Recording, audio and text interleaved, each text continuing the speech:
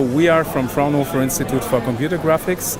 The Fraunhofer Institutes are the largest organization for applied research in Europe, with about 80 institutes in Germany alone.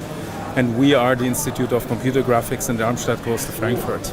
And actually what we're bringing to the Hannover Fair in 2 months' time is an autonomous 3D scanning robot. So the unique selling point, so to say, is the autonomous capability of doing 3D scans. And you can use this on a variety of use cases. So for instance, we do have projects currently with industrial partners where it's all about creating replicas of products or of parts that don't exist anymore. So you don't have the CAD representation anymore, you don't have the construction plans, and you have a scanner like this that is able to actually scan that artifact without prior knowledge on how it looks like. Typically, scan robots have been around for 10-20 years, but you had to teach them. So in the car industry, you have taught a scan robot how to scan 1 car seat, and it would scan 200 car seats to do a clash and clearance analysis.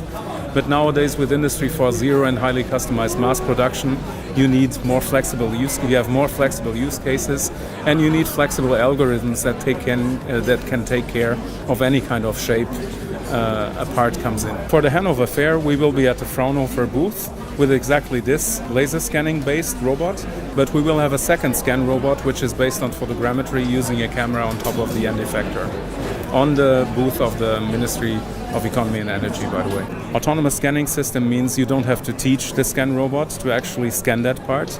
You don't have to rely on existing CAD models or templates to actually control the scan robot to scan that part, because we have developed intelligent algorithms that while scanning, they can assess the geometry and then calculate the trajectory based on that until they are finished with the part.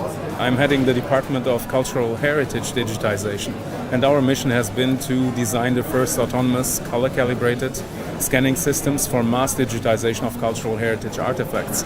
So this is where we come from. 10 years ago, Microsoft and Google started to scan 2D books, paintings, everything, and now we have machines where you can place a book inside and it gets digitized automatically.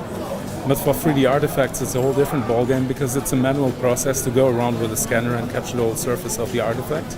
And that's what we actually automated by developing a digitization pipeline that we are not showing here, but it's a kind of conveyor belt system with modular scanning stations, and the artifacts go through the battery of scanning stations and are digitized with shape, with color, with reflective properties. Oh, there have been so many projects. I think the biggest project we were working on right now was the first attempt at 3D mass digitization, building a modular scanning pipeline to which you can add scanning stations that either increase the throughput or the quality or bring in new materials.